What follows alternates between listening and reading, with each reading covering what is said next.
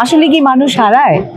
মানুষ হারায় না, মানুষ বড় হয়, এক সময় মানুষ চলে যায়। বড় বিষয় হলো আমার মা যতটা গান গায় তার চেয়েও বেশি খুশি হলো যখন আমি এই বইটা তাকে দিলাম।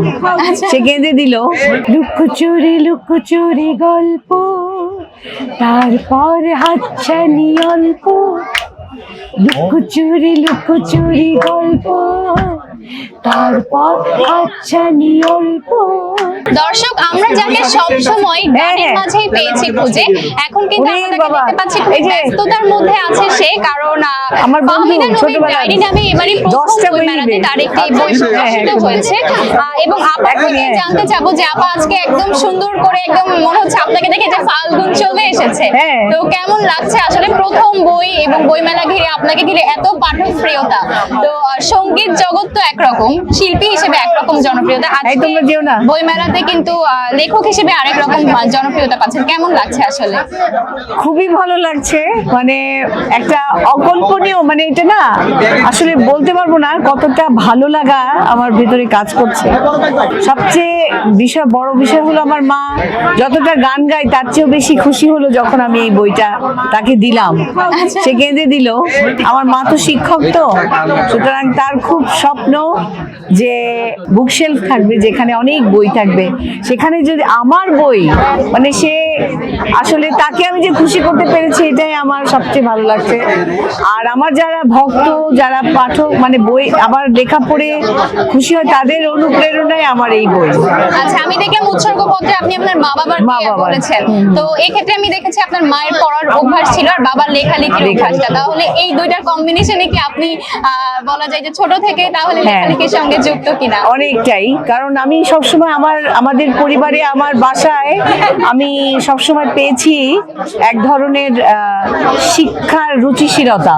আচ্ছা, সেখানে আমি দেখেছি বই পড়ে, সবাই গান করে, না মানে অভিনয় করছে, নাচ করছে, কবিতা আবৃত্তি করছে।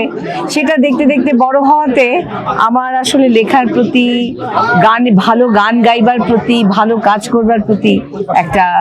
কিন্তু আপা আমরা আপনার লেখা ফেসবুকে অনেকদিন ধরেই পড়ি, তো বইটা আসলে আমি নিজেকে এতটা সাহসী হিসাবে নিজেকে দেখতে পারিনি। আমি ভাবিনি আমার এত বড়, এত বিশাল জায়গায় গেছি যে আমি একটা বই লিখতে পারি। বই লেখার জন্য কিন্তু অনেক জ্ঞান থাকা দরকার। তো আমি যখন লিখতে লিখতে দেখলাম যে না, আমি লিখতে পারি, কারণ শিখতে শিখতেই তো মানুষ একটা জায়গায় যায়। তো তখন আমার মনে হলো যে বইটা, আচ্ছা যখন শব্দশিল্প বলল যে বইটা বের করার জন্য, তখন আমি ভাবলাম যে না, একটা বই আকারে একটা হার্ড কপি বের হোক। আপা বইয়ের প্রথম লাইনটা কিন্তু আমি পড়েছি এবং সেখানে লেখা মানুষ হারাই না, তো এই আমার কাছে খুবই ভালো লেগেছে। যেহেতু আপনি বলেছেন আপনি দর্শন নিয়ে পড়াশোনা করেছেন এবং সবকিছু পজিটিভ জিনিস ফুটিয়ে তোলার চেষ্টা করেছেন, বই লিখতে যে আসলে আপনার নিজের পছন্দের লাইন বা লেখা যদি একটু বলতেন। সবগুলো কথাই, প্রত্যেকটা কথাই আসলে আমি ওভাবেই লিখি। আসলে কি মানুষ হারায়? মানুষ হারায় না, মানুষ বড় হয়, এক সময় মানুষ চলে যায়। মানুষের মন হারায়, মানুষ হারায় না। তো সেরকম প্রত্যেকটা বিষয়ে কেন হারাবে, আমার ওখানেই কথা যে মানুষ কেন হারাবে। নিজেকে আবার খোঁজো, নিজেকে খুঁজে বের করো। তোমার ভেতরে একজন মানুষ হিসেবে অনেক কিছু আছে, তুমি মানুষকে অনেক কিছু দিতে পারো। তো সেই ভাবনা থেকে আসলে আমার মনে হয়েছে যে সত্যি কথাই যে মানুষ হারায় না, মানুষ কেবলই একটু সময়ের জন্য নিজের মনকে হারায়। যদি মানুষ নিজেকে খুঁজে পায় তাহলে সে আবার সেই সুন্দর কাজগুলো করতে পারে যেটা তার স্বপ্ন। আপা বর্তমান প্রজন্ম কিন্তু খুবই বলা যায় যে, যেহেতু বর্তমান প্রজন্ম ডিজিটালাইজ হচ্ছে, তো এই যে আপনি বললেন যে আপনার ছোট থেকে সংস্কৃতির সাথে বেড়ে ওঠা, সাংস্কৃতিক চর্চা, যেমন আমি বললাম বইটা পড়েছি, কিন্তু অনেকেই কিন্তু আসবে সেলফি তুলবে শুধুমাত্র, তো এই জিনিসটা কেমন, মানে তাদের উদ্দেশ্যে কি মেসেজ দিবেন? আসলে সেলফি তোলাটা তো এখন একটা শখ। কিছু মানুষ আছে যারা সেলফি তুলতেই থাকবে, আর কিছু মানুষ আছে যারা আসলে সত্যি বইটা পড়বে। আমি তাদের উদ্দেশ্যে বলছি, আপনারা বইটা পড়বেন। বইটা পড়লে যেটা হবে, ভাবনার জায়গাগুলো আপনাদের অনেক বড় হবে, এবং বই পড়া তো ভালো। আপা দুইটা লাইন জাস্ট গান দিয়ে একটু শেষ করে দেব।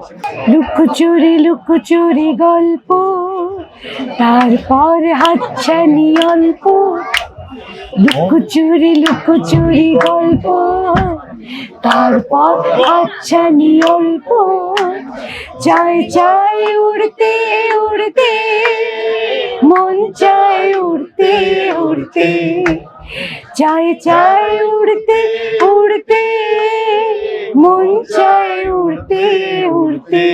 দর্শক, জনপ্রিয় সঙ্গীত শিল্পী ফাহমিদা নবীর যে ডায়েরি বইটি উনি নিয়ে আজকে উপস্থিত হয়েছেন এবং আমরা একটু থেকে শব্দ শিল্পর স্টলে দাঁড়িয়ে তার সাথে কথা বলছিলাম এবং তাকে আমরা ছোট্ট গানের রিকোয়েস্ট করেছিলাম। আসলে তার এত বেশি জনপ্রিয়, তাদের সবাই কিন্তু একসঙ্গে গানে গানে মুখরিত হয়ে উঠেছে এবং আমরা কিছুক্ষণ আগে সেটা দেখেছি।